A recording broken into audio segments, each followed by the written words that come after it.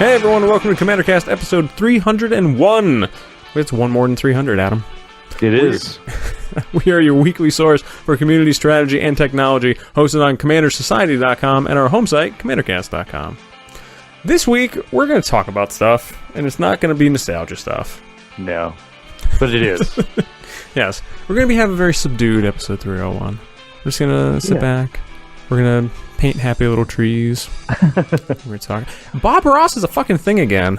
Of course Bob Ross is a thing. I don't know why I guess Bob Ross wasn't a thing, but that new Deadpool trailer with Bob Ross came out. Yeah, and that now, was pretty sweet. And I've never thought I would ever hear high school students talk about Bob Ross ever in my fucking life. But that was like the talk of the town this week. Those are smart kids. I mean, yeah, sure. I'm not going to say they're not. I mean, who doesn't need to paint happy trees? Right. You know, happy little landscapes, happy little barn, and that dude's afro is fucking on point forever. So, right? Yeah, it's great. That dude was like a living bush of happiness. Love him.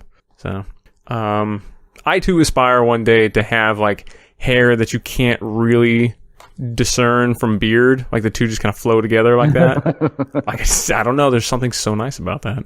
But anyway, Adam, on a slightly different note, we're gonna talk about Commander things today. We are. So, mostly flanking, which is bad. But I mean, I don't agree that flanking is bad. I agree that the majority of cards with flanking printed on them are bad. Adam, you can't see me giving you the side eye right now, but just imagine me giving you the side eye. Flanking by itself is not bad. It's also not good. I mean... Okay, how about this? I rank flanking in my head slightly below Bushido because Bushido sounds badass, and that's really my only criteria for that. See, I like flanking more. I mean, I think both are kind of useless, but, you know, whatever. That's not going to stop us from talking about it for like an hour and some change. So, that is the promise that we have to you, dear listener. So, no matter how silly and no matter how bad, like, don't worry, the banning episode is coming. Like, one of these days, it's on there. It's on the horizon. Like a really bad tweet from our president. Like, you know it's up there. It's just coming. It's like when it's going to happen.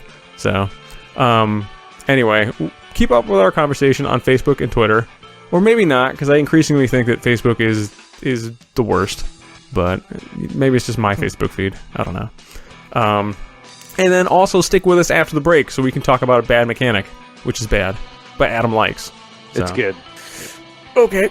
All right. Sure, we'll go with that. All right. Yay! Stick with community.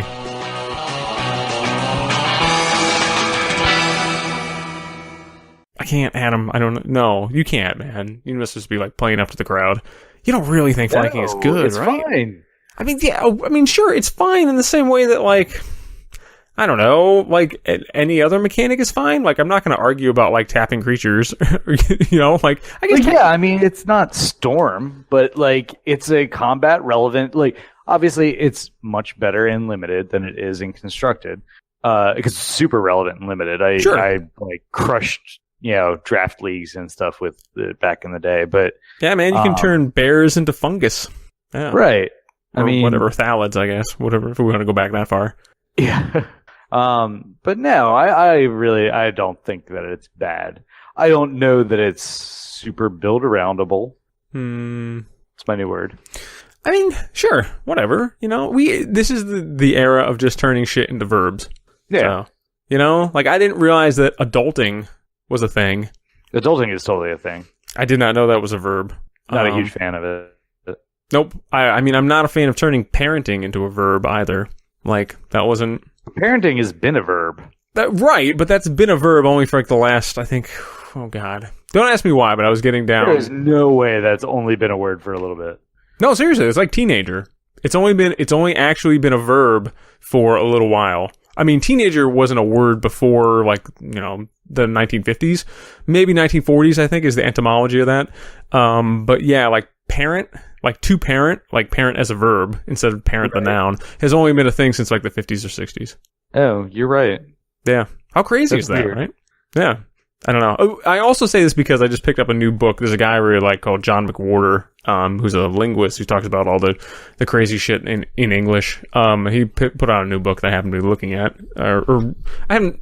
I haven't started reading. I've done that thing where like I've read the first chapter and I read the back of the book, you know? So like I don't count that. Like I kind of started it, but I've been so busy this week. Anyway, we're talking about magic things.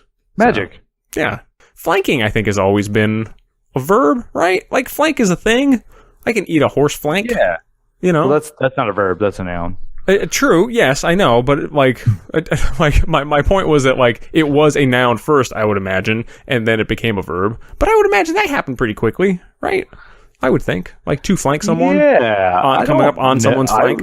Yes, it had to have been a noun first. I don't know that it was a noun in the animal sense first. You don't think? This is fascinating radio, by the way. You might be right. I mean, yeah, it looks like you're right. It probably came from that. Yeah, I derive zero pleasure from that, but that's okay. Let's talk about putting or blocking creatures that get -1/-1. Yeah, let's go into community. Let's do that thing.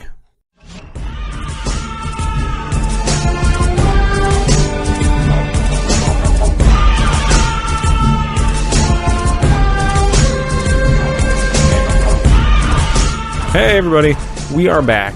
We are talking about flanking this week in community. Yeah. And I'm going to talk in NPR voice the entire time. Oh. So, no, that's not true. I just can't. Anyway, Adam, what are the rules for flanking? Let's talk about how it works first. Flanking. This is covered in Rules 702.24. 702.24a says flanking is a triggered ability that triggers during the declare blocker's step. Flanking means whenever this creature becomes blocked by a creature without flanking, the blocking creature gets -1/-1 until end of turn. 702.24b says if a creature has multiple instances of flanking, each triggers separately. That's what I like about flanking, and I understand that Bushido tried to kind of simplify that, which I agree is probably better. To just have Bushido X. However, if you have Bushido, like let's say you have Bushido 3 and then you gave something Bushido 1, does it go to Bushido 4, or do they trigger separately? I don't know the answer to that. Anyway, flanking you can have multiple instances of is the upshot here. Which can make things really interesting.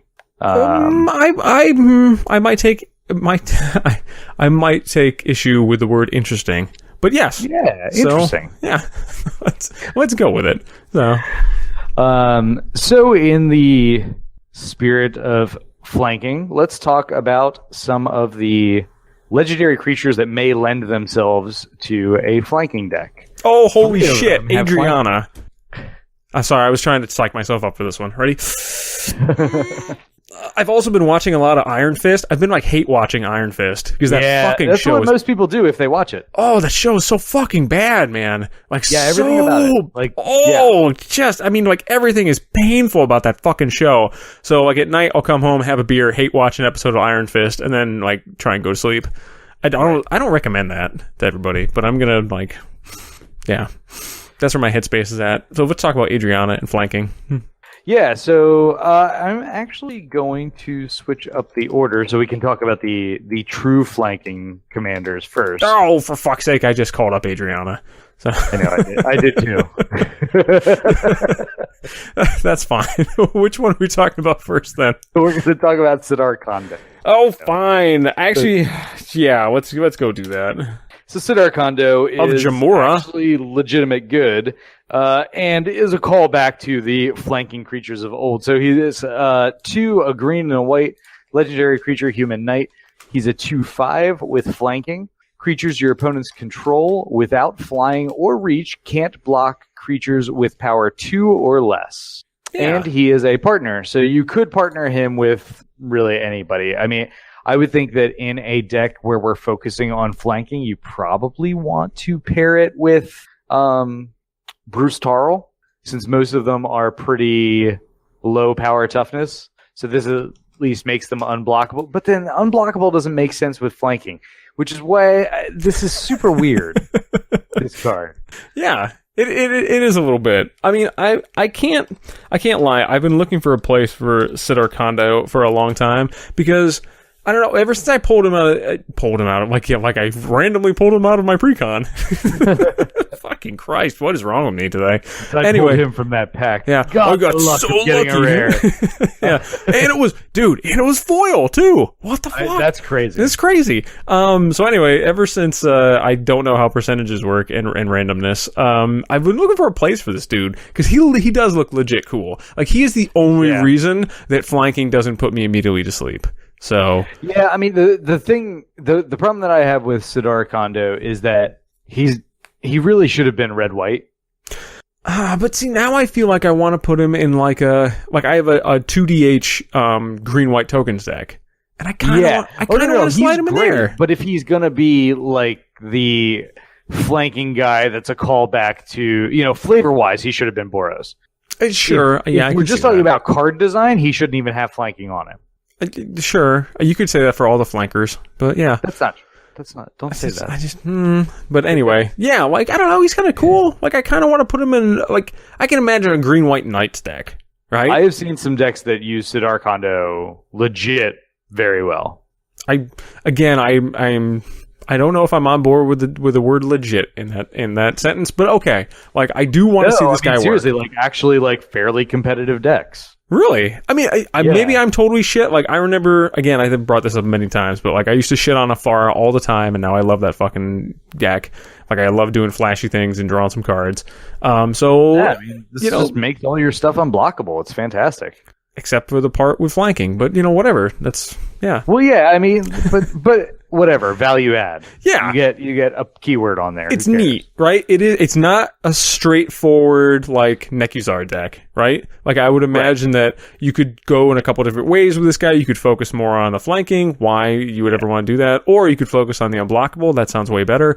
You never know. Or maybe he has some cool things. You could partner up and do a 3-color deck, a Bant style deck, with one of the other partner commanders or some other 4-color craziness would be really cool. So, yeah. A Naya deck with Bruce Tarl, that'd be kind of dope. Yeah, absolutely. Yeah. No, I mean, this guy is absolutely fine. I pushed him to the wayside for this particular deck because I think that there are better options. Like the next card that we're going to talk about? Not as much, but we have to talk about the commanders that have flanking on them. True, I guess. So the next one is Sidar Jabari, which, by the way, this was I loved getting this in limited. This card was so good, it's ridiculous, but whatever. So for 3 and a white, you get a 2/2 human knight with flanking. Mm-hmm. And whenever he attacks, tap target creature defending player controls. I like the second part. I mean, yeah. You're able to. I think a lot of flanking didn't get there, but what it was attempting to do is control the way in which things were being blocked. Which we'll get to a little bit later. This is able to tap the thing you don't want to block it, so that they have one blocking option, so they can either take 2 or kill their creature. There's a little bit of. Obviously, this is old Magic design. Creatures were not good, all that kind of stuff. But in all seriousness, I think that's what it was going for. And I think if they went back to flanking in any given set, I think they could. I think they could revisit it and design it with a more modern sensibility, and it would play just fine in limited environments. Oh, sure. And they might make a couple playables in Commander. Okay. Yeah, I guess. I'm not sold on it, right? I'm totally not sold on this guy, but it would be kind of neat to see a Sidar Jabari deck. Yeah. That's now the next one is a little bit better. Sure. Yeah. This is listeners, let no one be under any illusions here. This is a fucking ankle high bar that we are crossing when we say this. But I could build this deck and it would be playable. All right. I got this one up, so I'll read them. Tell him Tor. So tell him Tor. He's a 4 mana. Oh, sorry, 5 mana, 4 colorless and a red. Human knight. He's got flanking. Duh. And whenever Tell him Tor attacks, all attacking creatures with flanking get +1/+1 till end of turn. Yeah. So he at least bumps your whole team. If they have flanking. Well, I mean, we're building a flanking deck. I mean, okay, you're right. So, again, I think the ankle high bar might have just got lowered a little bit, but sure. I don't know. I like this guy's art. It's Kev Walker art, so I'm down with that. Yeah. Yeah. Kevin Walker. Well, I mean, I guess this is before he dropped the IN, you know? It's back when, I don't know, maybe back when Madonna had a real name. Maybe Kevin Walker is his evil twin. Dun, dun, dun. So we know which one is the real Kev Walker, like who shows up with the evil Spock beard. Is that the Yes, deal? exactly. Yeah. Yep. If we see them, we'll know. All right, and then they have to fight to the death. So I'm good with that. So, I kind of like. I mean, this is bad, but I kind of like his edict better than him. Fair enough. I mean, that edict is stupid, but I kind of like it better than that. Like I said, I mean, for this deck, I don't think that we end up like Sidar Jabari and Telemtor might go in the deck in the 99. I don't think either of them can head the deck. So let's get into some more likely candidates. Whew. Okay. Right. Yeah. The first one, I've actually been looking for a reason to play this one for a while. She does look kind of cool. Yeah. Yeah. So Adriana, Captain of the Guard, for 3, a red and a white, you get a legendary creature human knight, which is a 4/4. She has melee, which says whenever this creature attacks, it gets +1/+1 until end of turn for each opponent you attacked with a creature this combat.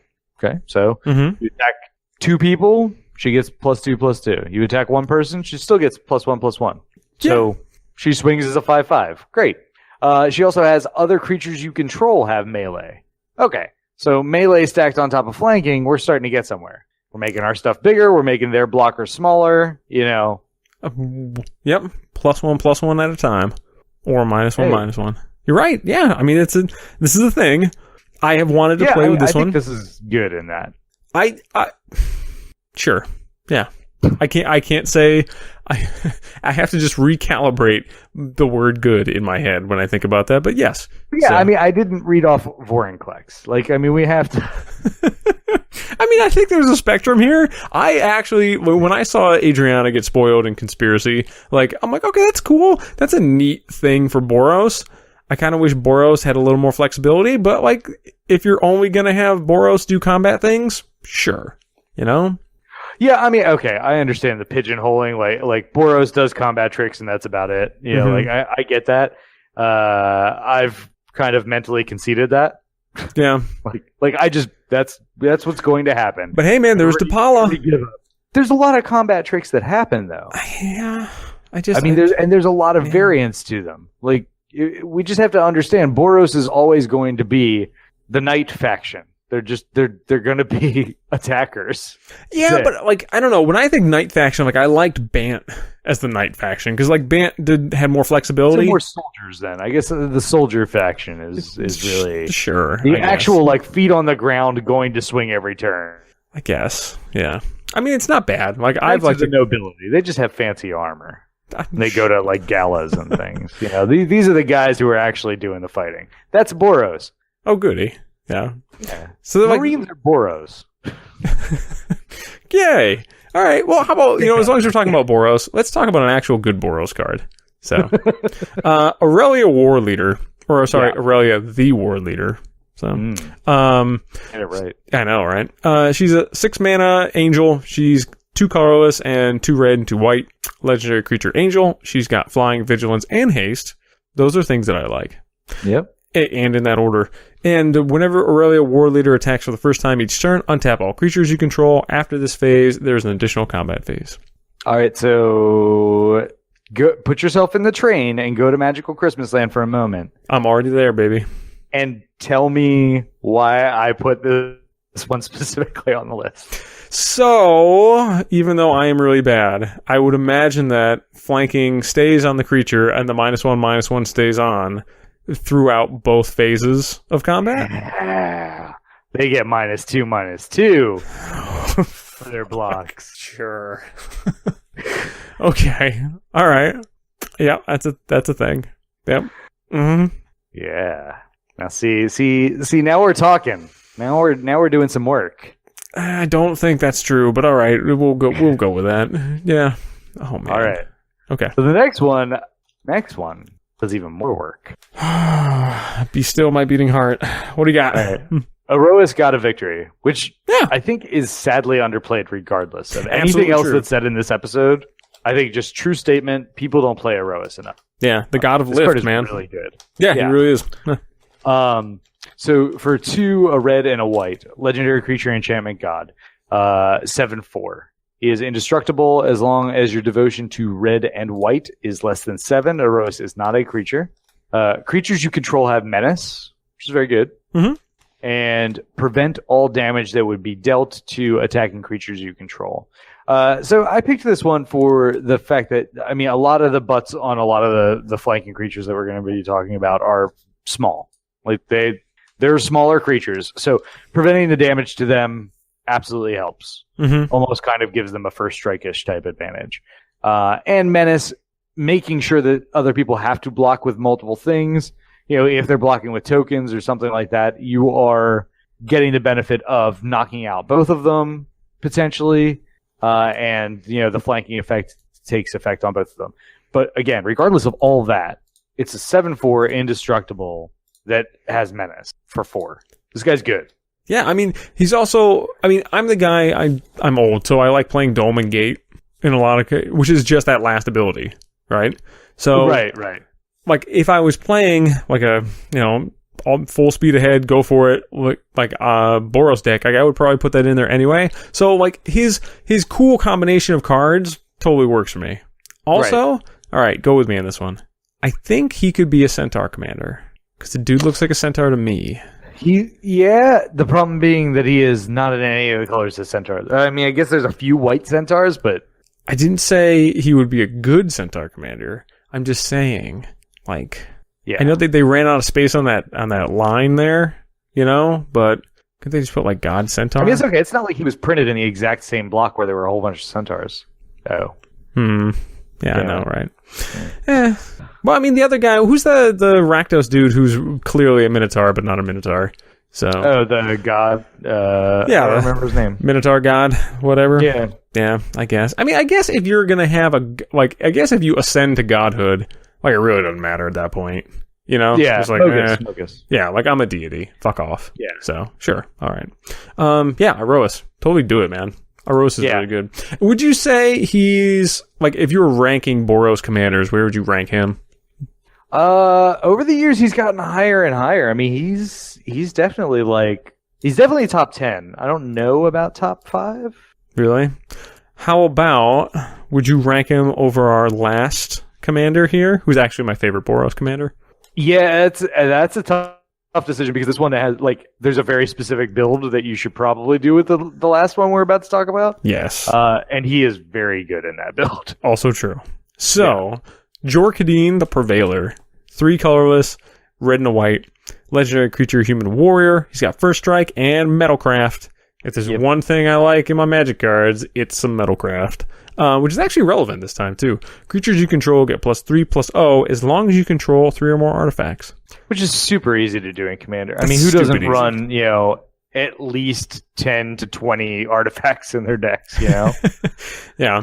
I've never been able to settle on a list for Jor-Kadeen, only because, I'm such a nerd for artifacts, and I have such a hard-on for all of them. Like, I just want to put all the artifacts in this deck. I can never seem to narrow down the list enough to put it together. But one of these days, I'm going to put the Fabio list together, and it's going to be fabulous. Oh, Jesus. Yeah. No. You sure? No. You just, no? All right. Also, go with me on this one. If you were going to do a Game of Thrones themed deck, I would totally put this guy in there. Flaming Sword, you know. Oh, yeah. Okay. You know? Okay. Yeah. I feel you. Somebody, I think it might have been Noel, was doing some Game of Thrones themed decks for a while. Maybe that fell off a little bit. But, yeah, I totally like this guy. I like that he got a reprint in Commander 2016 totally randomly, too. Yeah, it didn't super fit in anywhere, but... you know what? Yeah, more Jor-Kadeens in the world I can get behind because you just don't see Boros decks that often. And honestly, I am for anything that makes the game actually more diverse, which let's translate that for wizards. That doesn't mean just print more legendary creatures. That means print a few more in decent color combinations that are really good. Then we'll see variety. We won't see variety when you just print garbage ones. It's almost like relevant abilities are good. Right. But yeah, Jorkadine is definitely good. He's a little bit on the fragile side. Oh, yeah. Just because the Metalcraft can be disrupted very easily. Sure. And I mean, he has a 5/4, so he's got that going for him. And he's got 5/4 first strike is not, there's nothing to sneeze at. It's not nothing. Yeah.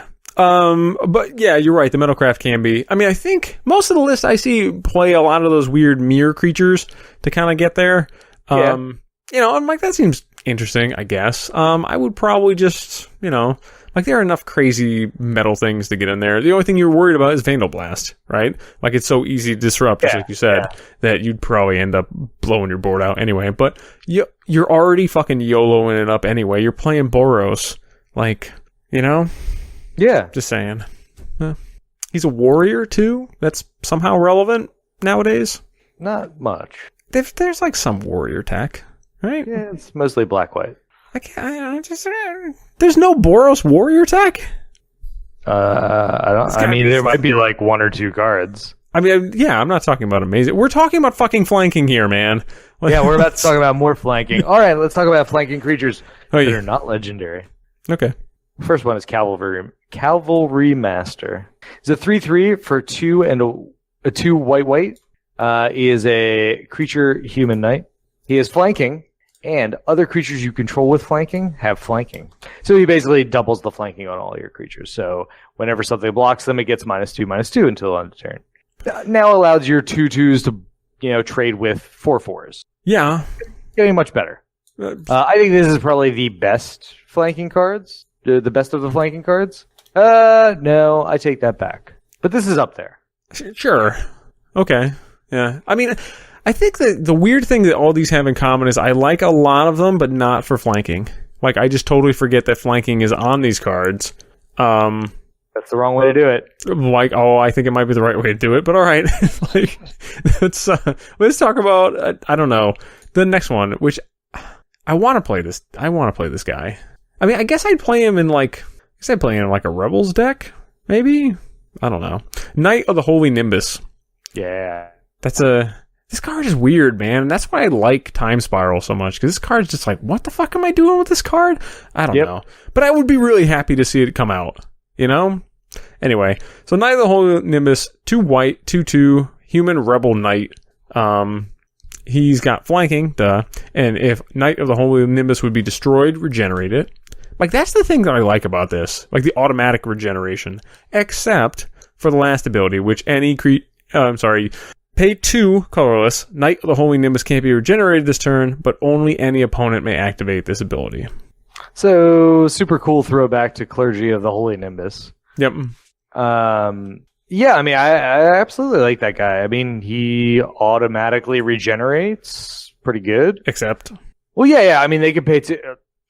Dude, if I'm going to waste my opponent's 2 mana every time they want to kill something, that's great. Hey, man. I don't know. Yeah. It's not good, but I would totally play this card. Yeah. It's okay. I'm just going to say there's probably a theme here, but whatevs. Yeah. So what do you got? The next one I have is Gustcloak Cavalier. It's a 2/2 for 3 white human knight with flanking. Whenever it attacks, you can tap a creature. Whenever it becomes blocked, you may untap Gustcloak Cavalier and remove it from combat. So if you have a way to force blocks or something like that, this is just able to either swing in for 2, which isn't that great, and tap down one of their creatures, and then it can give something -1/-1, and then not worry about the damage back. So it's just giving it -1/-1. So you're able to kill some things with it. It's a little bit of disruption for their blockers. Just messes with combat math in general. Yeah, it's kind of neat. Like, I think I like the Gustcloak part more than the Cavalier part, but yeah. I like kind of all the Gustcloak stuff is weird. I would have loved to play playing Limited at that time, because that sounds like a fun ability in Limited. I'm not so sure it gets there in Commander, but it seems neat. So So what do you have next? I am going to talk about Outrider and Core. Because this is a Core Rebel Knight as opposed to a human Rebel Knight. Just go with me on this one. Outrider and Core is a 2 colors and a white. He's a 2/2. He's got flanking. He has a 0 ability. Pays 0 mana. The next 1 damage that would be dealt to Outrider and Core this turn is dealt to target creature you control instead. Again, yeah. I have always liked that ability. I actually designed a set that was kind of based around that. Cool. The white cards were based around that ability. Yeah. And like variations on it. So like you can kind of trade it back and forth and then redirect it to your opponent if you have the right combination of things. And yeah, it's a very interesting, whatever. Put a stuffy doll out on the field and just redirect the damage to that. Yeah, like it's funky, man. Like I kind of like that. Like, it's kind of like the Knight of the Holy Nimbus thing. Like it's funky. Like I don't know where you fit, but I like that. So. Yeah, agreed. But I have always liked that ability. It suffers from some of the same problem. I don't want to like trigger you. Some of the same problem that flanking has in that it's not a super developed mechanic. Like I think it was only for like maybe 1 block. Yeah, they have the encore. But I think that there's room to tinker with that some more. Huh? It's neat. I don't know. Now, I've been reading the rules on this guy. You can redirect more than 1 damage, right? Like, that's a stupid question, but you can just trigger this multiple times, and for each 1 damage, you can just you can slot it, and you can do it to different targets each time. Yep. Okay. That seems neat. Again, I have no idea where I would put this, but I look at this card, and I'm like, man, I wish I owned a copy of this card. Again, Time Spiral. Fucking A. Right. Yeah. I don't know. I mean, it's even decent if you, like, played something that, like a Doran deck or something like that, where everything has a giant butt on it. You're like, oh, okay, you're swinging at me with a 6/6. I don't have anything with a 6 toughness. Okay, I'll block it with this thing, and then I'll distribute it 2 to that, 1 to that, 2 to that, 1 to that. Oh, see, now I would go the other way with that one. I would probably put him in like a I don't know. There's not like a Damage Matters deck, but I mean. Spoiler, this is like the creature version of a card I'm going to talk about in the technology section.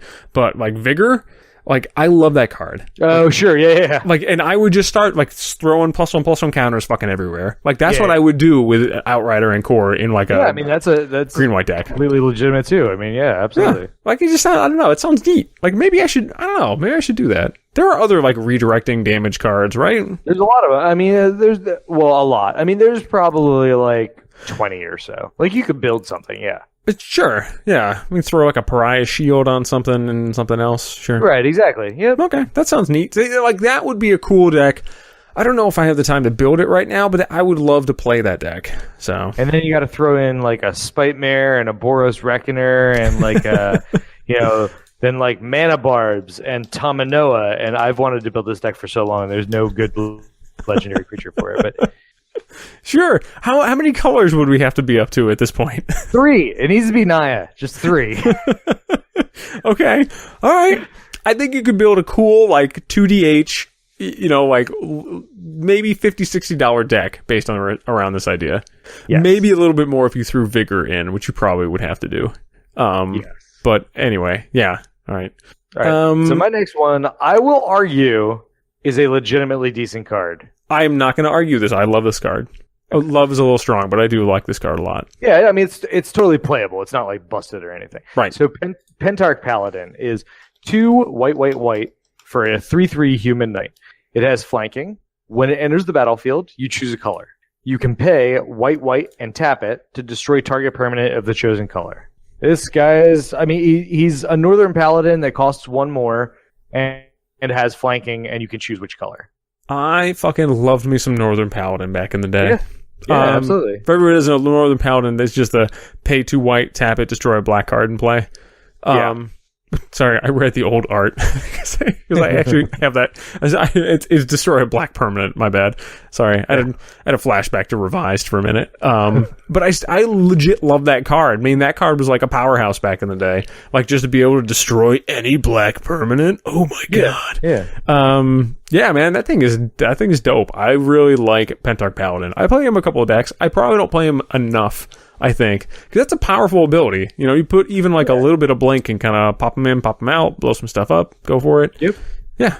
Yeah, I play this guy in like a color matters kind of deck, and yeah, I mean he's definitely playable. Absolutely. Yep. So there we go. There's one card I totally agree with you on. So, what's your next one? My next one is Rift Marked Knight. That guy's kind of neat too. Yeah. Yeah. Rift Marked Knight is for 2 white and a colorless, or 2 white and a generic. He's a 2/2 human rebel knight with flanking and protection from black, and he has Suspend 3, which costs 1 white. And it says when the last time counter is removed from Rift Marked Knight, while it's removed from the game, put a 2/2 black knight creature token with flanking and protection from white and haste into play. So, essentially, if you suspend this, when it becomes unsuspended, you end up with 2 2/2s with haste, 1 with protection from black, 1 with protection from white, both have flanking. So, I don't know, pretty decent conversion there. Yeah, sure. Huh. I can get there. 3 mana for, 4 power and pro and flanking. I dig the flavor on this guy. I mean, more than the actual card itself. Oh, sure. But I would... Sure, yeah. It seems neat. So what do you have up next? I have a bad card up next. Zhalfirin Commander. Can't be true. He's not good. Not good. Zhalfirin Commander is a 2 colorless and a white human knight, 2/2. He's got flanking, and he's got, for his activated ability, pay 1 colorless and 2 white. Target knight gets +1/+1 until end of turn. Yeah. Yeah. So he pumps all your flankers. They're all knights. Yeah, I don't know that you should liberally throw around the sentence, he pumps all your flankers. But, to each their own. He did also show up in Time Spiral. For some reason, this guy came back as a time-shifted special. Don't fucking ask me why. And he also came out in a dual deck, Knights versus Dragons, which that makes sense. So, yes. Sure. If you're going to put together a Knights deck... Sure, and for some reason you want like the modern border for this guy. Sure, yeah, that is. I'm sure we are like shaving a sliver off of all the Venn diagrams at this point. But yeah, I don't know. It's got flavor text by Sidar Jabari on it. Yeah. All right. So the next one I am going to say is just good. Hear me out. Okay. I have justification also just from Wizards of the Coast. Okay. This was also in Vintage Masters as a rare. Yeah, that's okay. I mean, the art is fucking dope as shit. The art is pretty hardcore. So, Zhalfirin Crusader is a 2/2 for 1 white, human knight with flanking, and he has an ability that is 1 and a white. The next 1 damage that would be dealt to Zhalfirin Crusader this turn is dealt to target creature or player instead. So, yes, it's not the 0 cost of the Encore, but you don't have to shift it to your own creatures. You can shift it to their creatures or to their face, etc., etc. I have played this guy in Visions, when Standard was around, so it's a little bit different. But I've used him to great effect. He messes up lots of things. He blows out your opponent's creatures. He, when you need to, can just dome them. Good times. I like this guy. You can redirect one of the damage from the Encore to it, and then redirect that to their face. Okay. Yeah. I mean, I'm not sold on anything but the art here, because the art is fucking so badass. Like, that art was like very like there's like a slight amount of like hyper realism. That was done in that block in Mirage and Visions. And I don't know if it was all the same artist or what, but like, I don't know. I liked it and I didn't like it because it stopped looking like fantasy artwork to me. Look at that dude's helmet, man. How could that not be? He's stopping a fucking lightning bolt with his sword. How is that not fantasy artwork? I don't know. It's just, it feels, I don't know. It feels wrong.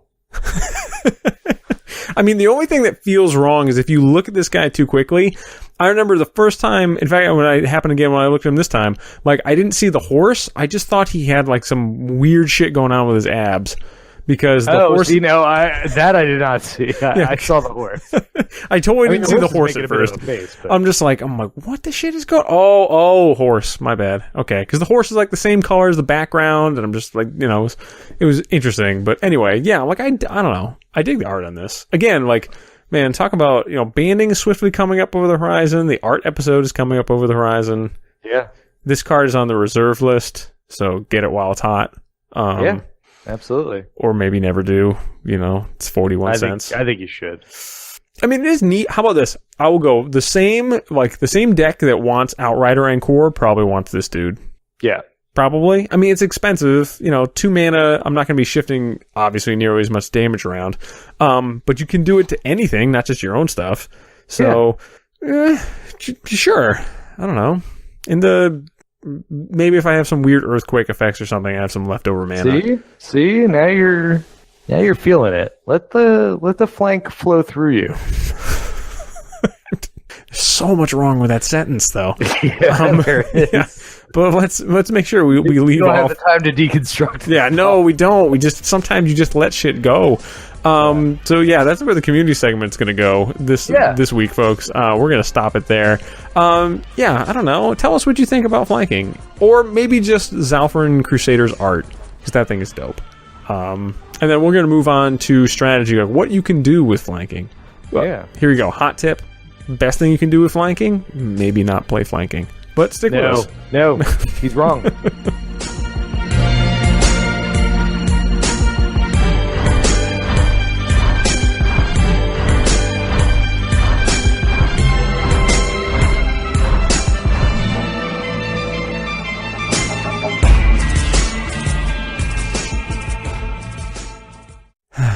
I forgot what Brutal Horde Chief does, but I like his name. It has Master Warcraft stapled onto it. Oh yeah, I like that dude. Yeah. Actually, you know what? I'm changing it from Master Warcraft to that because I like me some Brutal War Chief. I don't play Mardu very often, so maybe that's why. I mean, that's the thing. Like, it's not a super popular or good, which is weird. It's got all the removal. It does, right? Like, I feel like you could put this... I mean... Is it because there's no good legendary creatures in Mardu? I mean, you'd have to go for, like, the brand new Vampire Commander, right? Like... Yeah, that's it. This guy would go really well in that, even though he's not a fucking vampire, but whatever, And he's even got, like, the vampire-ish ability. Why the fuck isn't this guy a vampire? Well, I guess... can't answer these questions for you. Why? You have to meditate on that. No. I mean, yeah, so there's the vampire guy, there's the Kalia guy, there's Queen Marchesa. Oh, he could see playing Queen Marchesa. Yeah, like, also, like, Alessia, I would imagine, would probably has this dude in him. Right. Who's the... And Zurgo. Yeah, that's where we go. I was going to say, who's the Z dude? Yeah, Zurgo would work. There's, like, Zurgo, that, like, warriors matter. Yeah. It's like a natural fit. The only one of those that sounds interesting to me at all is Queen Marchesa. Well, yeah. I mean, how many Zurgo decks do you see? I've actually kind of wanted to build a Zurgo deck. Like, if I just don't feel like... This guy in my play group has one. If I don't feel it's not bad. Yeah, it's fine. Like, if I don't feel like thinking real hard, but I want to play Magic, like, tell me you couldn't be, like, 3 or 4 beers deep and play a really decent game of Zurgo. Right? No, absolutely. Yeah. Like, you don't need to think about things. It's totally fine. Decision? What decision? Yeah, I'm good with that. He doesn't have blockers. I swing at you. Exactly. Yay, strategy.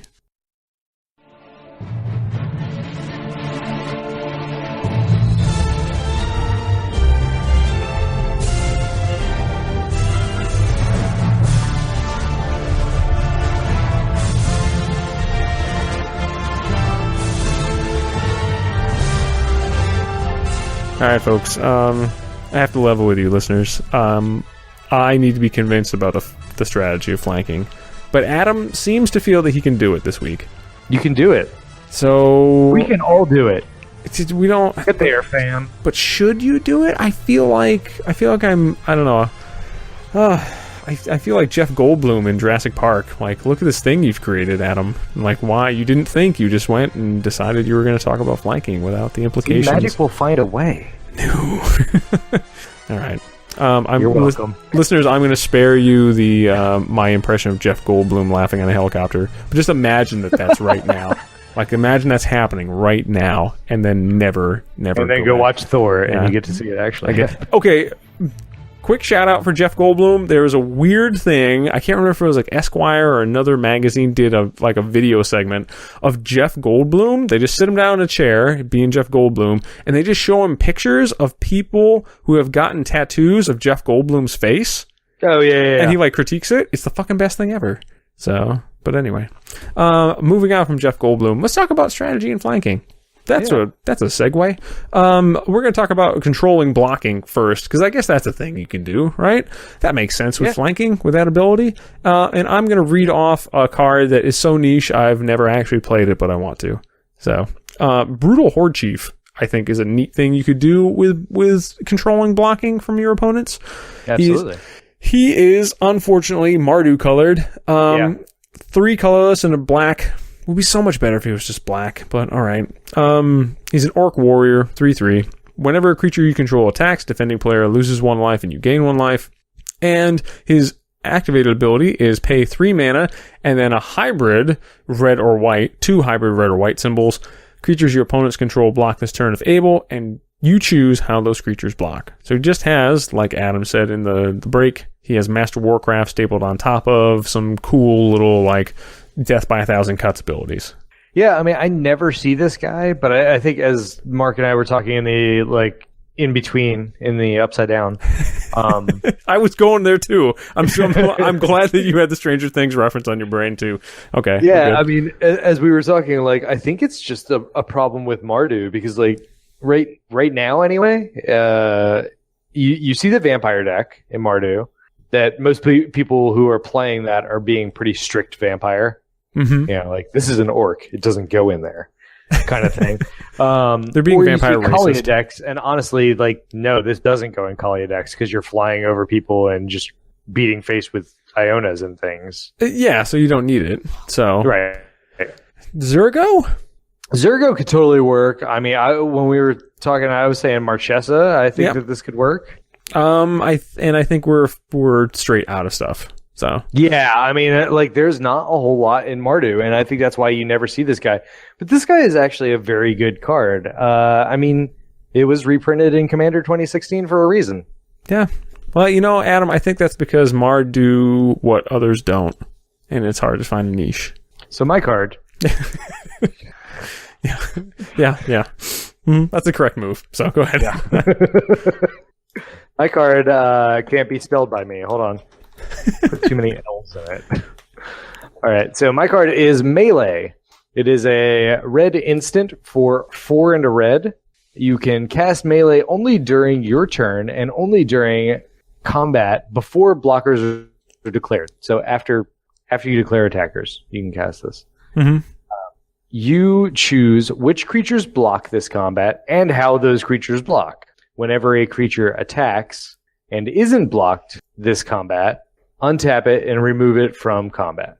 So this is basically like, you get to set up all the blocks, just like we were talking about with Brutal Horde Chief, but it is intentionally trying to make the blocks like actually kill creatures. It's forcing interaction. You are not going to hit somebody's Planeswalker. You're not going to hit them. You're going to hit their creatures. True. It's basically like a mass fight. Almost like a melee. Why it's called Melee. Yeah. Go fig. Yeah. Yeah.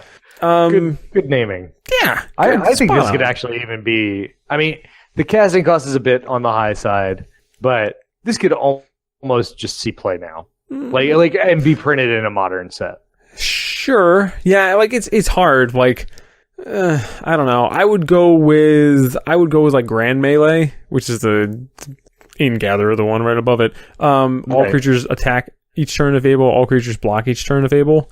You know. Sure. Yeah. Like that's kind of that's a neat thing. I think would probably fit in here too. Only because then you wouldn't get just a one-time thing off it. But I mean, it would be kind of neat for one time, I guess. It really is the sticking point of the mana cost for me. If this was 4 instead of 5, I would probably do this. You know? Yeah.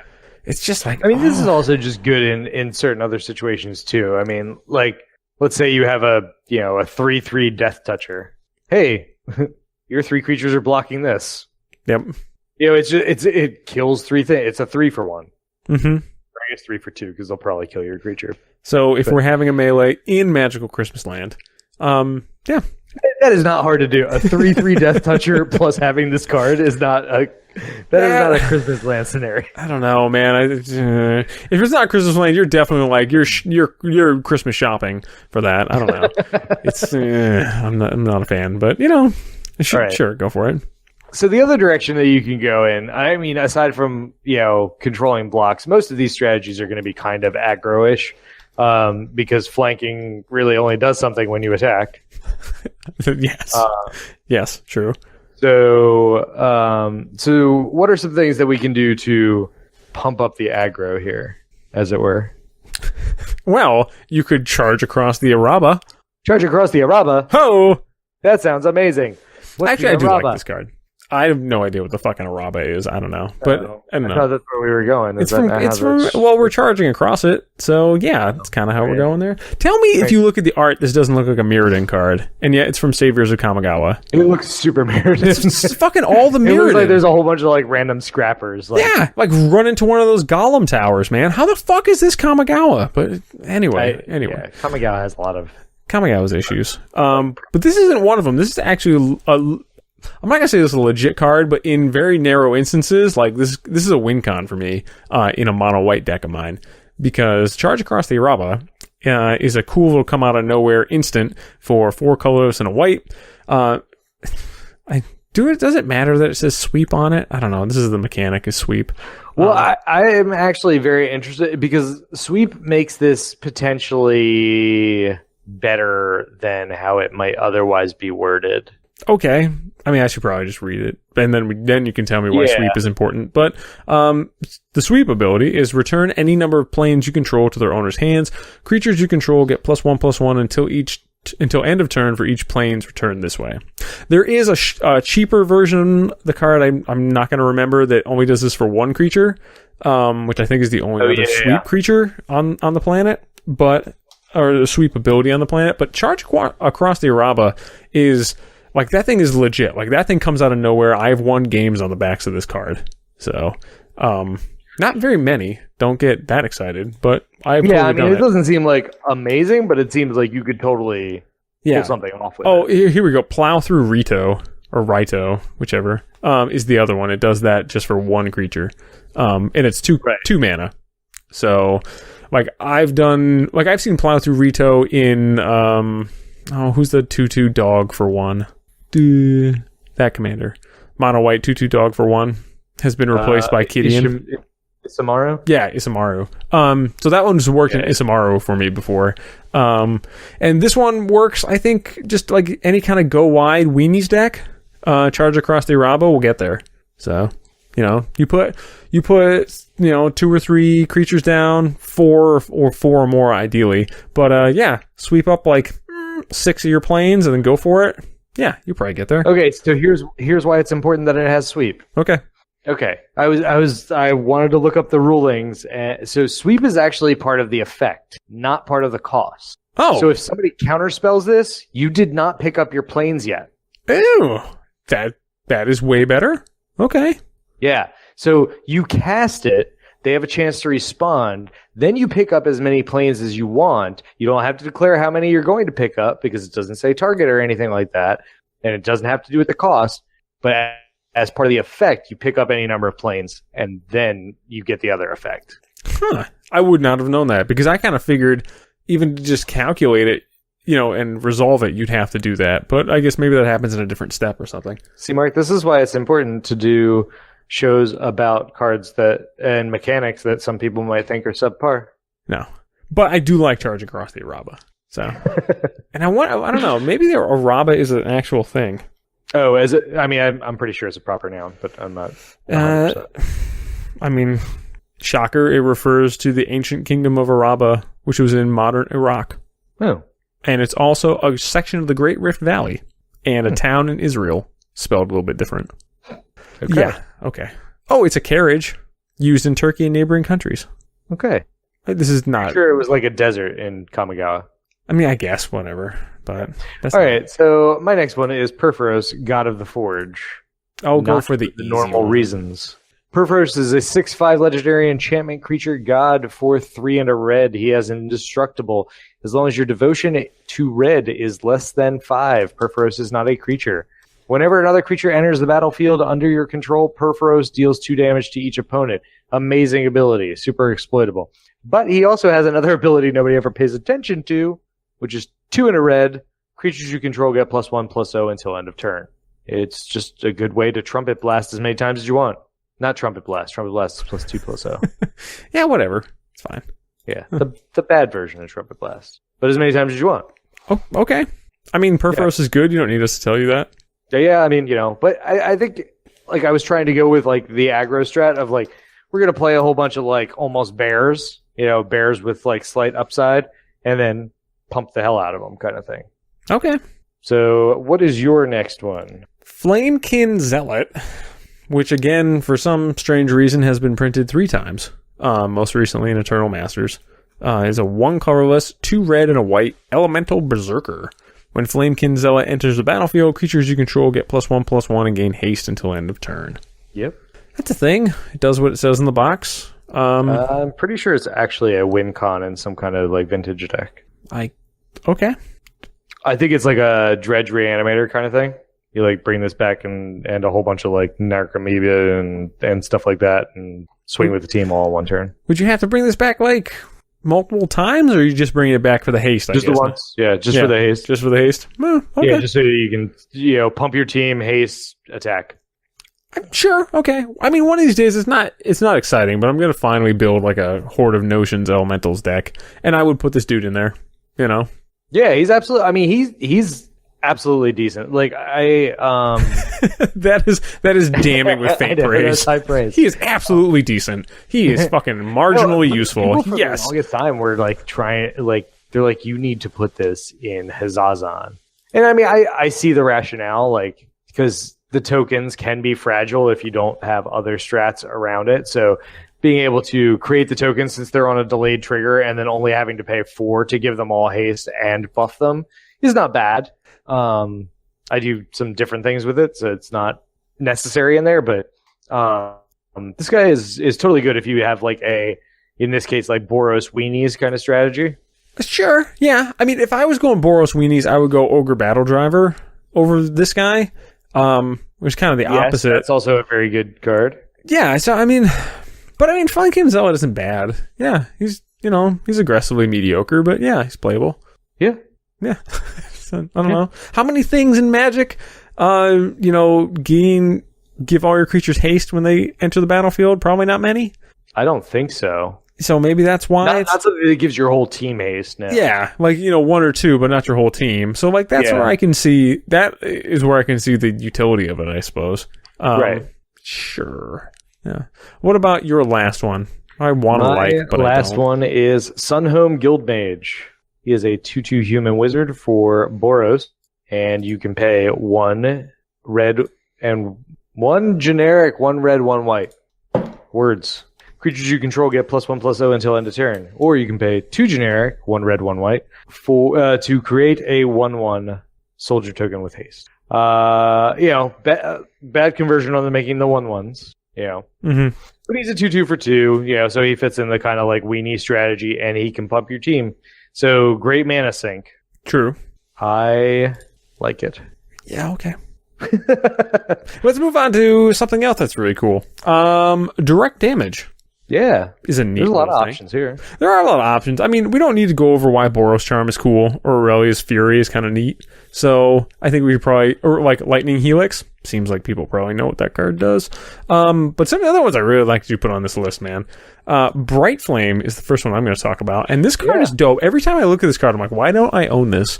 So, Bright Flame is an X, 2 red and 2 white sorcery with a neat Radiance ability. This might be my favorite Radiance ability. Bright Flame deals X damage to target creature and each other creature that shares a color with it. You gain life equal to the damage dealt this way. Yeah. Fucking A, man. This is like, I need to put this in a Brian Stoutarm deck, and I need to have fun doing it. So, like, this thing is wicked cool. Bright Flame, I feel, is just made to hate on blue players, and, like, I don't know. I really dig this. So, I think if you name blue, then it's never going to resolve. Why? Because blue players are too cool to play creatures? No, because they're going to counter it, and they're too cool to play creatures. Whatever, fucking hipster blue players. This is where you solve this shit outside with a knife. So this is just. I'm just. Do saying. not say that. That happened, and do not say that. Did that really happen? Yes, in Florida, somebody was stabbed over a freaking Magic game. Of course, it happened in Florida. You know what, man? I don't know why. It's sidetracked to Florida, but I was somehow reading like the Palm Beach Gazette or some Florida paper this morning online. I don't know how I fucking got there. Second grade reading level, I'm sure. And I'm like, Jesus Christ, what the fuck? Like, there are a lot of people. There are a lot of good people in Florida, I'm sure. But holy Christ, that fucking state needs to just sink under the waves, I think. God damn, man. There's some backwards things going on. There's a reason why Florida Man is a whole website dedicated to dumb shit that happens in Florida. So, yes. I don't know what it is about that state, man, but there's some, I mean, New England has its own weird shit going on, but goddamn, Florida. Goddamn. I mean, honestly, like if you took some random, like, you know, Kansas and you put the amount of people that are in Florida in there, it'd probably be the same. I mean, granted, man, hey, there's a lot of people in New York too, but I don't know. Yeah, the government in New York has their stuff together a little bit better. I would imagine. Anyway, yeah. Bright Flame, good card. All right. So, along with direct damage, I think that you could easily play something like Blaze Commando. Yeah. Blaze Commando is a 5/3 for 3, a red and a white, Minotaur Soldier. Whenever an instant or sorcery spell you control deals damage, put 2 1/1 red-white soldier tokens with haste onto the battlefield. This is like, I don't know, this card interests me a lot in that could you make a Boros Spellslingers? Adam, remember when we tried to do the white Spellslingers? I understand. Well, okay, so red has a lot more spells that are a lot more effective. I mean, like Lightning Bolt alone, sure, pretty much trumps most of what. You also have wheel effects, so you can refill your hand. Okay, and then have stuff like this, so that you're just making little dudes. I don't know. This might be a deck. Regardless, I think that if you're playing this like this Boros Weenie deck, this flanking deck, being able to have direct damage to kind of top off the creatures, as well as being able to add more little dudes so that when you pump your whole team with a charge across the Araba or something like that, you're a little bit wider. I think something like this could definitely find a place in there. All right. How about this? Let's if we're not going all the way to Magical Christmas Land, let's open the brochure guide to Magical Christmas Land. I'm just saying, I could play this card. I could play this card too. So, like, I could see Blaze Commando and, like, a lot of weird copy effects. You're forking it, your Pyromancer's goggle in it. Yeah, sure. Yeah. And you're getting like 4 1/1 red and white soldier creature tokens with haste. Right. You're putting in, who's that? Oh god, what's that little dude that does 1/1 elementals? You're putting in your gutter snipes. You're putting in a couple of things. Yeah. All right. You might have sold me on this. Okay. I don't know what you put at the head of it. That was my next question. Yeah. Like, I don't know. Aroas, because it's good. All right, how about this? I think we should table this and do an entourage segment on this. I think we could get there. I will totally do that deck. Okay, I think we should do Boros Spellslingers. All right. I think we can get there. Now, note, listeners, we failed miserably with white Spellslingers. So, it's... you don't know until you try. I mean, you could take a pretty good guess. you can take... I don't know. You take a pretty good guess on that one. But, I'm willing to give it a shot again. I am willing to fall on my face again for you, listeners. All right? So I want you to know that's there. It's not good. This isn't good. I might actually build the deck and play it.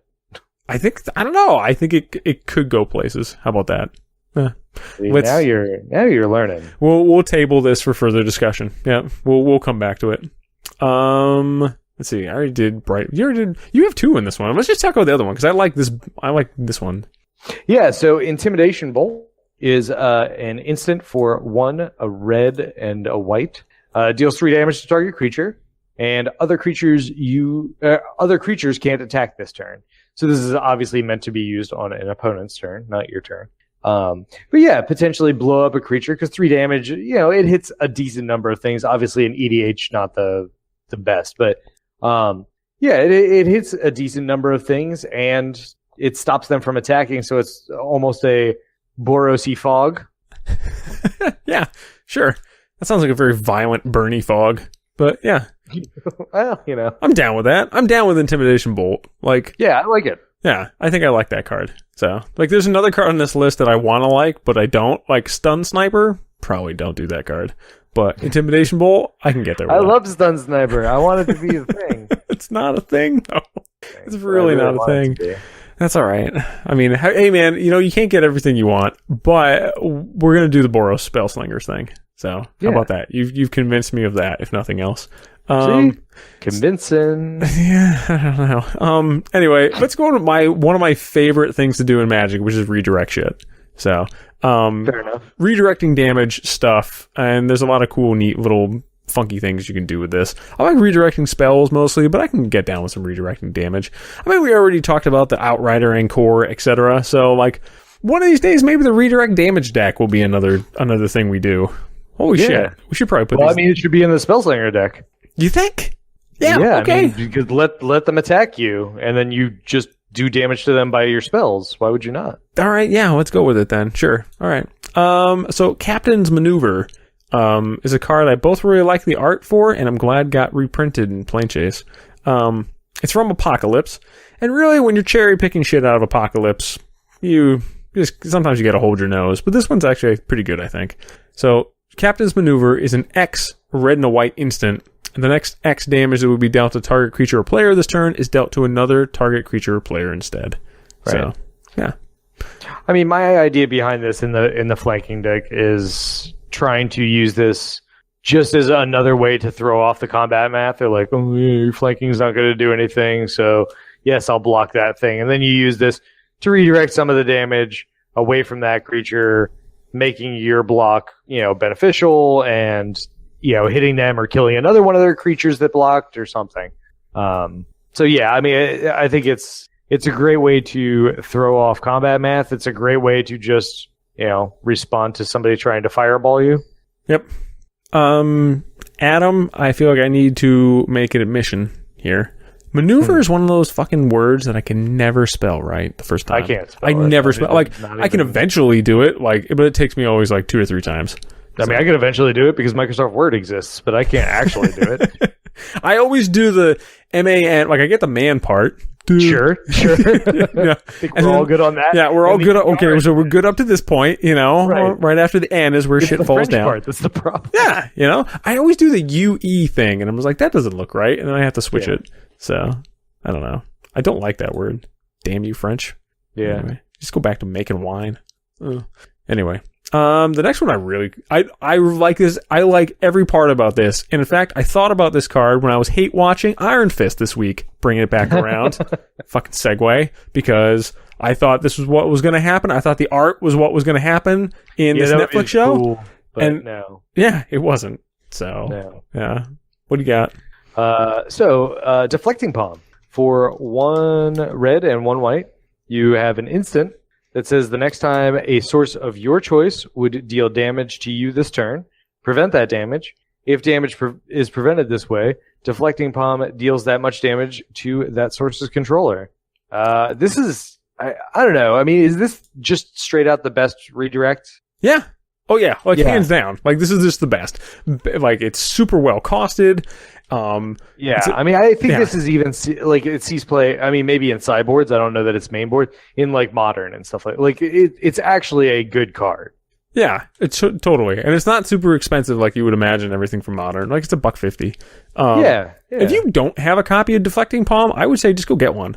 I mean, for $1.50, out of a set that was just opened tons and most thing, you might even find it for $1 here and there. Mm-hmm. Yeah, it's definitely a worth card. If you play any combination of colors that has Boros in it, it's worth having a copy. Yeah, I would play this in I can't remember what the America colors is called, but I would play this in Naya. I would play this in pretty much anything. I would play this in a 4-color deck that does it. Yeah. Yeah. So, wicked cool. And I believe that brings our strategy segment to an end. Adam, if you had held a gun to my head before today, I could not imagine that we would have talked for 20 or 30 minutes about the strategy of flanking. So, kudos to you, good sir. See? Yeah. That just proves that sometimes you're wrong. I mean, I'm not going to lie and say, like, that's not true. But I am surprised. I could almost even say pleasantly surprised because we got to talk about cool cards. The next, when we do the banding episode, by the way, I am going to come fully equipped with a deck. Like, I will have a deck list. All right, man. Figure out a way to exploit banding. All right. I mean, there's so many other things you could do with the time that you spent on that, but that's sure. Yeah, that's the thing. None of them matter. Okay. Yeah, we'll go there. Yeah. But anyway, stick with us for technology, folks. We have more flanking to talk about. This is officially the most flanking that has ever been talked about on the internet. I feel comfortable saying this. Yeah. So, yeah. Stick with us.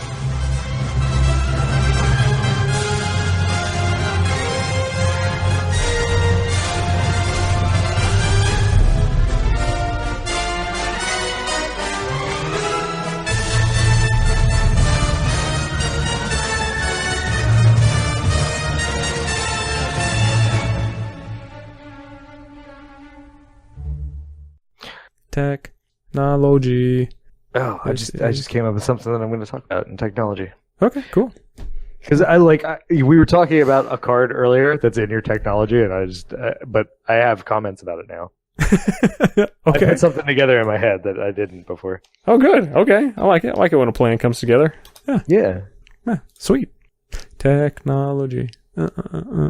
Technology. That's my technology song. Yeah, it's pretty good. It's not, but it's all right. I like being pandered to. It's fine. It's like when someone pats your head and it's like, good job. So yeah, you did well. Yeah, it's like you know. That's a good job. You're like 38. You managed to tie your shoelaces. Good job. Right, yeah. Yeah, nice. Technology.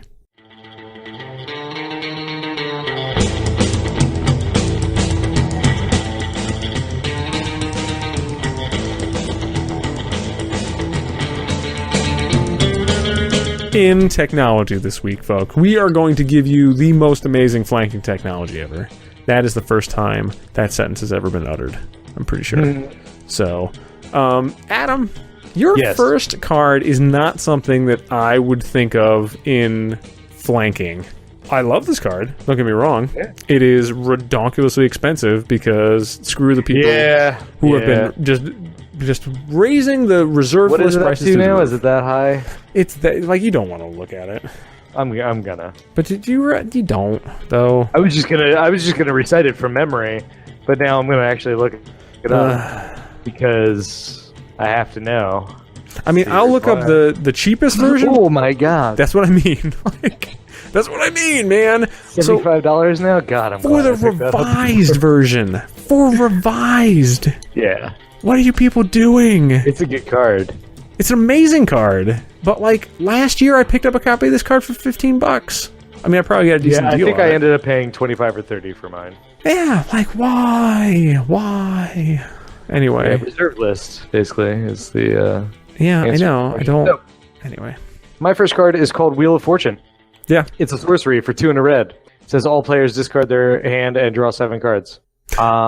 So the reason why I put it in here is I was trying to think, how could you possibly go wide in this deck? Because you like in a weenie strategy, that's kind of like the direction you have to go. Either pump up all of your creatures, which is a little bit of what we're doing here, but also going a little bit wider than everybody else is.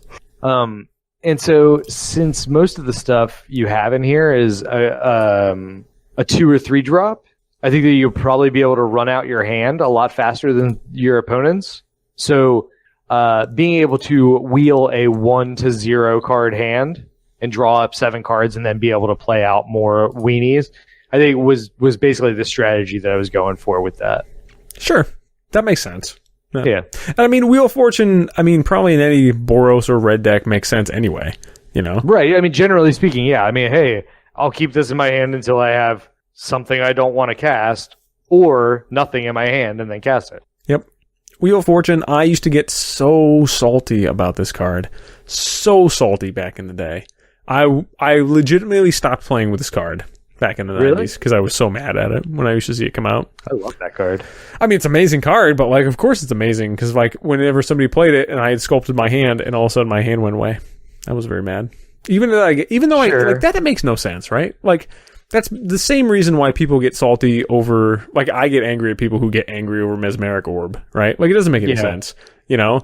Like you may or may not have ever been able to play with those cards anyway. I might not even have ever got to cast any of the 7 the cards in my hand. And I probably didn't have 7 at that point. Right. So like it probably just empirically was better for me, but I don't care. So I don't know. Still really good. Maybe not as good as my card. I mean, your card is back when that keyword that's on it, people thought that it was just busted wide open, and so it cost a lot of mana. I mean, I guess. Are we talking about the same card? We're talking about my first one? No, that's why it costs so much mana, your first card, is because the keyword that's on it, there was a time that everybody thought that keyword was broken. I mean, I guess. I have just like indestructible. People thought that was broken for a while, and then they were like, oh, there's just other ways to deal with it. Okay. I don't know. Maybe I can't put myself in that headspace, but all right. Grappling Hook is a 4-mana equipment that just got a reprint in Commander 2017, and boy, was it overdue. It's probably not. Like drop those Zendikar prices. Whoo, baby. So Commander not Commander 2017 had, I don't know. Yeah, it went from what? $1? No, this wasn't $1 rare. No, it probably went from 50 cents to 30. Oh boy. Anyway, so Grappling Hook has 2 cool little abilities. Equipped creature has Double Strike, and whenever equipped creature attacks, you may have target creature block it this turn if able. That's the thing that is relevant for flanking, and that's the ability that I always forget and is actually on that card. So, like, I always remember the Double Strike. I never remember you get to pick which one blocks. So, right. Which is really handy. Like, you know, I want to do the Scorpion get over here thing. I totally want that. And this card lets you do it, and it's neat. Yeah, I mean, Double Strike unfortunately made this cost so much from back in the day, because back in Zendikar, people thought Double Strike was super strong. So it cost 8 to equip this thing. Sure. Which is a lot. Yeah. But on the bright side, it's called Enterhaken. It is pretty cool. Yeah. Yeah. So I mean, this is one of the rare times I usually do like I usually really do like the German of this. However, the French version of this is actually kind of neat because it's it's just called Grappin.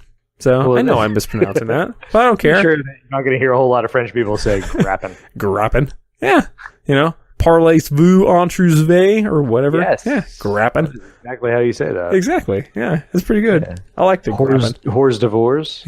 Yeah, baby. Funny story. I was like, my kid was like coming up with like a cookbook. Like she's like putting a whole bunch of recipes in and stuff. Yeah. And I was like, well, you might want to make like an hors d'oeuvre section or something like that. And she was like, oh, what's hors d'oeuvre? And I was like, oh, they're like kind of like appetizers, but more like one bitey type. Yeah, I was explaining it. And she was like, and she started typing it, and she was just typing it phonetically. And then I was like, no, it's HORS. And she was like, oh, I thought that was horse divorce. And I'm like, that actually naturally happens. That's not just a meme. Like, yeah. Apparently people legit think that. Yeah, it's a horse divorce. So, when two horses love each other very much, but they can't, they just can't live together anymore. Right, right. They made a commitment, but they make canapes. Yeah. That happens. Okay. Good to know. Canapes? Jesus. All right, my next card is Solitheros. So Solitheros is a 6/6 creature avatar for 4 white with vigilance. That's pretty good right there. Sure. Yeah. Do you not like this card? Because I love this card. I don't like this card, man. Oh my god, you're wrong. I don't like this card. So for 4 white, creatures you control get +2/+2 and gain first strike and lifelink until end of turn. Mm-hmm. Or you can exile them from your graveyard and pay that same cost, and they get +2/+2 and first strike and lifelink until end of turn. This card is bananas. I mean, all right. If you're talking about the plainest bananas ever, I don't know. I should probably like this bananas. Do you have? Like, what is this? Well, I like plantains a little bit more. You need to compare it to something if you're going to say that some bananas are plain. What are the fancy ones? Plantains? Those are even blander. They taste like potatoes. They do not taste like what? How do you cook plantains? Do you just like unwrap them and eat them like a? Like, no, man. Like, what are you doing? Come on. Anyway, I don't know. So try not to because they're gross. You are just high. You are just high. I'm sorry. Anyway, I would literally eat plantains until I threw up on myself. I would be like that. That. Yes, I would be like that guy in. I don't like the pan fried ones that are like the that's it. I would. Ones. Oh my god! Why? Tostones are gross. You were just crazy. I would be that huge fat guy in Monty Python. Ever. That's what I would do. I would just eat and vomit and eat and eat. I swear to God, like I have to like. Oh my God, you're just wrong. They're so good, man. I am on an island here. Like other people, most people would agree with you. I do not like them. I don't know. They're man. weird banana potatoes. I don't understand. Anyway, Soul of Theros is not doing it for me either. No, Soul of Theros. I honestly think that Soul of Theros is great in any strategy that you're going. Super wide in white. I have this in Hazazon. It works very well. If nothing else, you get a giant life boon usually. Mm-hmm. And he's a big beater on his own as well. I can't say you're wrong. I can't say you're wrong about any of this. Like I look at this on, I don't know. Like I wouldn't. I've tried to put this in a deck. I own like 2 copies of this card. And I never put them in a deck because I put them in, I draw up the deck list, and then I cut them because I'm just like I don't want to put this guy in. So maybe I just need to play him. So, hold on. Let's look at the souls for a second. Okay. All right. So we've got Soul of New Phyrexia, definitely better. Yes, 100%. Best soul. I would say this guy is the second best soul. Agree. Best soul. Yeah, I would say this guy is the second best soul. Like he is. Again, that is not even an ankle high bar. Like, come on, the rest of the souls are just garbage. Like hot garbage. I don't know. What are you going to make an argument for, like, Soul of Zendikar? We're not even talking about the blue one. Blue one can just... No, the blue one is the worst. It's yeah. the actual worst. Yeah. I mean... Soul of Zendikar is only good if you can go infinite. Right. Soul of Chandalar is moderately playable. Is that the black one? No, it's the red one. Oh. Oh, no, the Soul of Innistrad. Where is that? That one, I remember that actually... That was okay. Yeah. Good. Where the hell is it? Good? Really?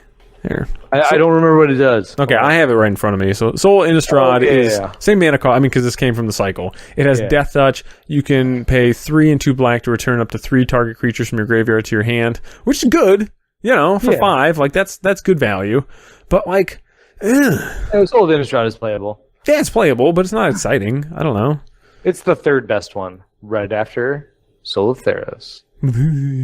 Steep drop off after Soul of Phyrexia. All right, what do you have, contentious man? All right, I have a legit good card which has ballin' ass art on it. Seize the Day is amazing. I love this card. Untapped target. What's that? It's a very good card. It is a very good card. And it used to be like $1 rare, and so now it went up a little bit. Has never been reprinted, and totally should be. It's not on the reserve list. Yeah. I'm kind of surprised this hasn't popped up in like a... Maybe not a master set, but like a conspiracy set or something, you know? I don't know. It's pretty neat. But anyway, 3 colorless and a red sorcery. Untap target creature. After this phase, there's an additional combat phase followed by an additional main phase. And it has flashback, which makes it the best. It's flashback, and it's one of those old Odyssey flashbacks where the flashback is cheaper than the mana cost. So you flash it back for 2 and a red. Right. So, which is... it also pairs...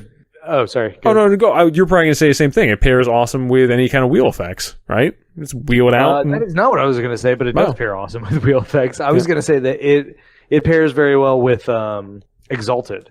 Ooh, yes. Because you could like go 1 creature on your first one so that it gets a big buff. Then untap him, take your second attack phase, attack with everything. He still has the buff from Exalted. Ooh. You know what I mean? Like, and do stuff kind of like that. Yeah. And then flash it back and just attack with the one guy again, and he gets even bigger buff. So very cool. Yeah, stuff like that. Yeah, I like that. Would you throw any exalted creatures in the Boros Spellslingy deck?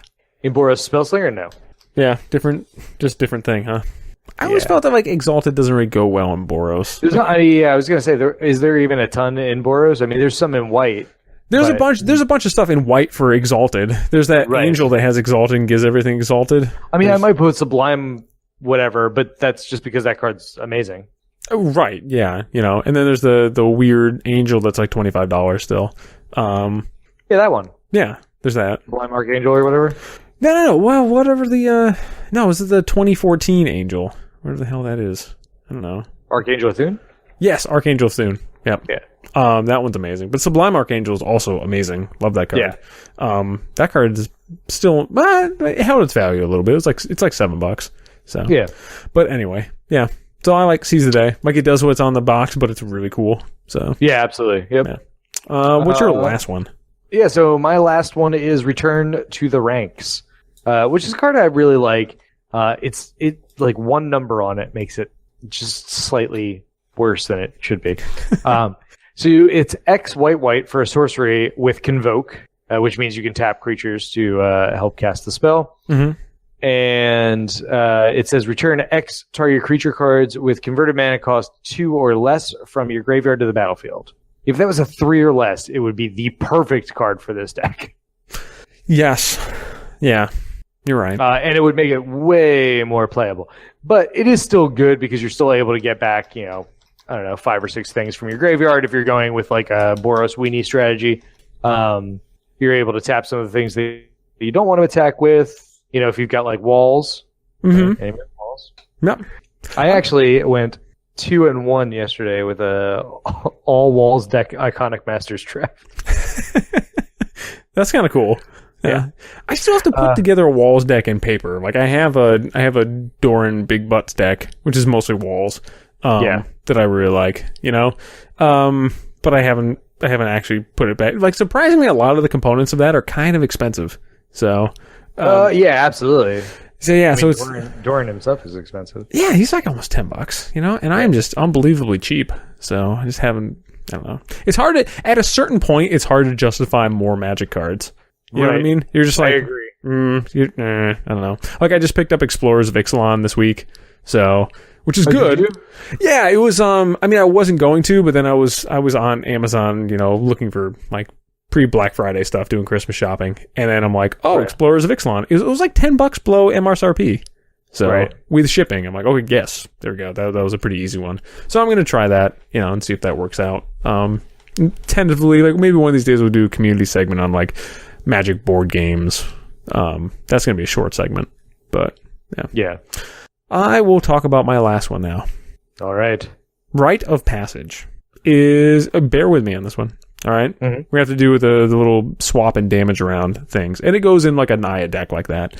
So, Rite of Passage is a 2 colorless and a green enchantment. Whenever a creature you control is dealt damage, put a +1/+1 counter on it. Mm-hmm. Adam, this has 2 of my favorite things in Magic. It has just regular old trigger abilities I don't have to pay mana for, and counters. Mm-hmm.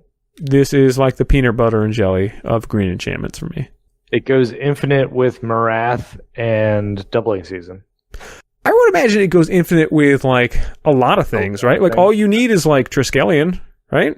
Or like a something else, that take a counter off, deal some damage, do whatever. Yeah, it's pretty good. Like it is pretty good. I like it a lot. There is no way that I don't want this to get like modified artwork where Will is getting attacked by the shadow creature in Stranger Things. Okay. All right. That's what that is. I could deal with that. Even though, I don't know, what do you think? Stranger Things season 1 versus season 2. Where are you at on those? Season 1, I'm sorry, was definitely better, but I was certainly entertained by season 2 as long as you take out episode 7. Oh, yeah, the punk episode no one likes? Yeah. Man, I remember that was the first time I ever watching Stranger Things, and I'm like, fuck this episode. Just keep going. Yeah, about halfway through, I was like, this is actually bad. Like, just really bad, right? Like, what the fuck? Rest of it was fine. Yeah, totally. And then it's funny, like... Totally watchable, enjoyed it, Yeah, the episode after that, one of my favorite episodes that season. Absolutely. So, the last 2 episodes were great. Yep. And then, I don't know. So I would agree. I think season 1 is so much better just because it's so much tighter. Like, it's really like, there are no real missteps in that season. You know, like it really tells a tight story, does a great job of characterization. Season 2 had bigger ambitions and it didn't hit all its marks. Yeah, it was a little meandering and things like that. And I mean, I don't know why they decided to keep the group separate for the reasons why they kept the group separate. Like, I don't think there was any reason to keep L separate from everyone. Yeah, no. That did not work in their favor. And also, like, Mike. I loved Mike, and Mike was barely in this season. You know? Yeah, he was, which was weird. I mean, I'm glad that Will got a lot more screen time because he's a very good actor. But next season, can we just let the little kid alone? Yeah, you just like, dude, that dude needs a timeout. Like, come on, man, pick on somebody else. Yeah, and there's so just many move to good Alaska. things. Like, that's not near the rift. Just go away. Yeah, it's like, come on, man. You know, he needs like Alaska too. Couldn't you just like give him a little Caribbean cruise or something? That dude needs a break. Yeah. I don't know. Somebody told me, I was reading some article, I can't remember where I read it. I think it was on Wired, about a show called Channel Zero that was supposed to be really good. So I'm looking forward to that. I mean, the tagline was like Channel Zero's shorter, tighter, and better than Stranger Things. Oh. And I'm like, oh, that is high praise. So, okay. Yeah. I'm like, it's a pain in the butt to watch because it's either on Sci-Fi, and I'm cheap and I cut my cords a while ago, so I don't have Sci-Fi. So I think I'm going to have to like pick it up on Amazon, you know? Like, I don't know. Like, I just bought season 1 of American Gods on Amazon, which is only $20, by the way. I highly recommended. Because I'm not buying Stars. Like, I'm not like, right. I am. Yeah. Like, no, that's not gonna happen. You can get me to subscribe to HBO, but not fucking Stars. What are you, crazy? But yeah. Anyway, moving back to Rite of Passage. So, yeah, I dig this card. Like, this card, Vigor, like, those things do everything I want to do in green or any other deck for that matter, and I think they would be neat in that pass and damage around deck. So. Yeah, I mean, it's definitely an interesting card. I mean, it's hard to, like, you know, just like we said with Brutal Horde Chief, like, how are you going to fit that color in? But other than that, yes, absolutely. Yeah, it would be a kind of a weird thing, I guess. And then who would you put at the head of it? I guess I would put... Right. I guess I would put the Elemental. Was that Marath? Yeah. Yeah, I guess I would put that at the head of that because you're passing it around and doing stuff. It's a weird fit, though. You know? Yeah. Yeah, but whatever. So that's it, folks. That's technology this week. We did stuff. We talked about it. We did. We made a flanking episode. Great deck that could be built.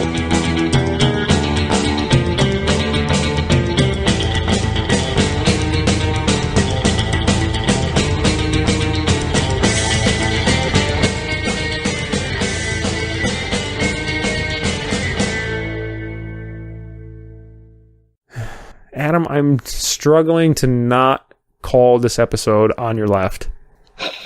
I think I should, though. I don't know. I probably shouldn't. I don't know. I'm having inner conflict. Coming at you from behind. No, it's not. Nope, can't do that one. I mean, what? Is that not what? Nope. That's not flanking. and B, like, is flanking only the side? Yeah, that's why it's on your flank, man. Yeah. Yeah, because otherwise you're coming at him from the rear. That's what's the term for that? I don't know. Like, fucking stalking? Like, I'm not sure what the military term. I guess I don't know. Like an ambush? I don't know. I feel like I should know this now, but that's what I'm saying. Like if you're in a front assault, right? Yeah. Here, okay. And then you have a, I don't know what groups of soldiers are called. Platoon, company, whatever. Yeah, you have a group of soldiers break off, and instead of just going over and flanking, they continue around and actually come in from the back, so it's like a pincer attack. Sure, I guess. There's got to be a term for that. I'm sure there probably is. I mean, yeah. I mean, flanking generally comes in from the side, generally. You would imagine, because I can't, like, if you're coming at them from the back, you already have the fucking territory, right? Like, you can come at them from the side because generally, like, you're trying to go through them to get to someplace else, right? Like, that's why the enemy's standing in the middle of it. Right. So you could only really come at them from, I mean, I guess you could come at, I don't know if that counts as flanking, though. I feel like that's a different thing. So. Well, yeah. Yeah, you could do, like, a pincer movement is coming at them from both sides at once. Right. But it's still a side. That's what it is. I guess it's a pincer movement, but you're kind of like, You're using this strategy that sometimes you'll use to flank people in order to get into a pincer. I mean, otherwise you're encircling them. So, right.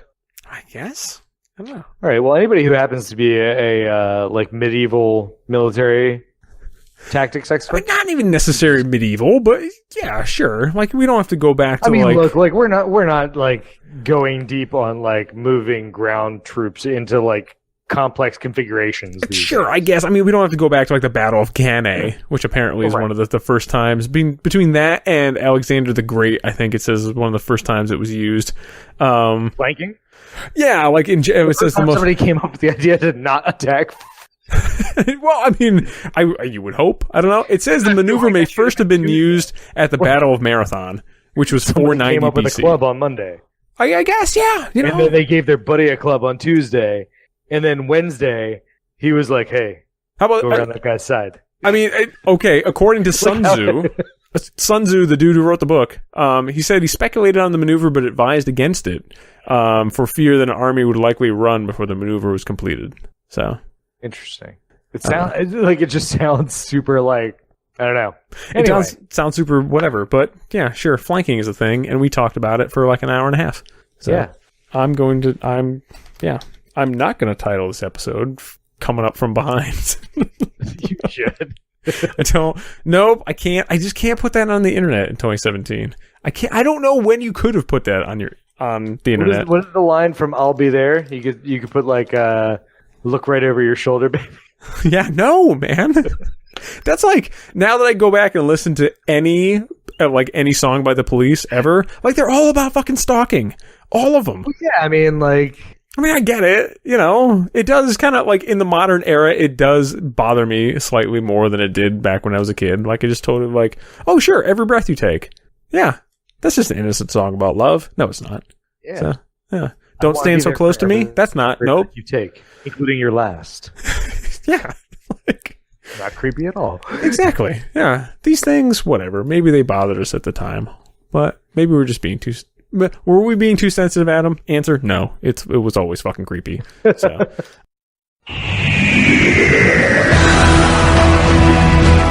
But anyway, folks, that's it now for our speculation on military maneuvers and on the flanking episode. Again, the most flanking you will ever get.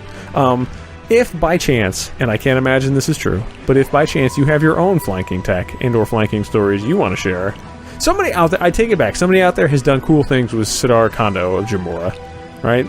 That's a thing. Yeah. Like, this is a thing. I would like to see a Sidar Kondo deck. So, that sounds neat. I could just... Also, by the way, if anybody went on a date with me during the early 2000s, you probably saw a lot of flanking tech. I'm going straight to the outro. Done. Not even fucking... Nope, gone. Oh, done. Out. So... Speculate on that? No, thank you, sir. So this week we are running away from the flanking episode as quickly as possible. But before we get there, Adam, I'm sure people want to tell you about flanking. I don't know why. Of course they do. But it's the internet, so of course they do. So where can they reach you? You can definitely hit me up on Twitter at Squire9999 or at the Trinosphere. And the Trinosphere will be coming back online fairly soon for Season 2. Season 2 is about 2 weeks away, but we will be doing a live stream tomorrow, right? The day after this launches. Mm-hmm. And we may have some interesting, unstable related cards involved there. Oh, are you trying to tell people that it would be a good idea to check back on Tuesday? Check into the Trinosphere on Tuesday? Yeah. Well, that is going to be on Twitch. Oh, very nice. We will be streaming that game. You will get to interact with us as we do all kinds of zany things. I might actually check that out. I have watched exactly 5 games of anything on Twitch. So yeah. But I will get there. It was funny the other day. Someone one of my students was talking about Twitch, and they're like, "Yeah, I think it's dying." And I'm like, I don't think you can say that Twitch is dying. Although I can understand why. I can understand why people might be a little over it. I don't know. I mean, I've heard people say that, but at the same time, Twitch viewership has gone up every year. Yeah, and I don't know, at some point, at some point, Twitch seems to me almost like, remember when watching competitive poker was a thing? Oh, yes. And, like, it still kind of is a thing, but, like, you would see it on ESPN. Not even ESPN2. Like, it would be broadcast on, like, Sundays or something when the NFL wasn't on. Right. Yeah, like, I feel like it's up to that level now. I don't know if it's sustainable, but I also don't see any real evidence that it's going down. I'm only using, like, I don't know, personal anecdotes of people I know who don't watch it as much. But no, I think you're right, though. I mean, I think it is probably cresting at this point, or close to, and it will hit its cap, and then the people who are, like, really into it will stick with it. And, you know, people who are just trying to latch onto the newest thing will fall off of it, just like anything else. Ain't true, but you never know. Like, maybe it'll find a new life, kind of like, I don't know, Facebook used to just be for college students, and now it's for everyone's grandma. Or like Netflix. I mean, Netflix, like... Also true. That's stayed around, you know? Yeah. I wonder how many people actually get DVDs from Netflix still. Oh, yeah, I don't know if... Do they even offer that service still? Oh, yeah, they totally do. I was surprised the other day. I can't remember what movie I was looking for, but they're like, nope, this is only available on DVD. I'm like, what is that? What? I don't have something that plays that. I literally said that my sister, like when my daughter was born, my sister shipped me literally every single Disney DVD she owned, like an entire fucking crate of them. And I'm like, sis, this is great. I don't own a DVD player anymore. So you have an Xbox and a PlayStation, right? Or I do, but like I'm not having my daughter in my office where like I could have expensive electronics. What are you, fucking high? No. That's not fair enough. That's not happening. I'm sure you could buy a DVD player for all $50 now. I mean, once I gave my sister shit about that, like sweetly, she bought us one. The only problem is like we have like where we would put it, like we only have one big TV in the house except for the one I have in my office. You know, my little man cave office, and we have one in our bedroom, but it's mounted on the wall. So, and it's like I don't have anything underneath it, so I would have to like buy or move a piece of furniture for it. This is fascinating to no one, but I'm just saying, DVDs are not really a thing anymore, except I don't know, maybe for grandparents. I don't know who the fuck uses DVDs anymore. Who? Why?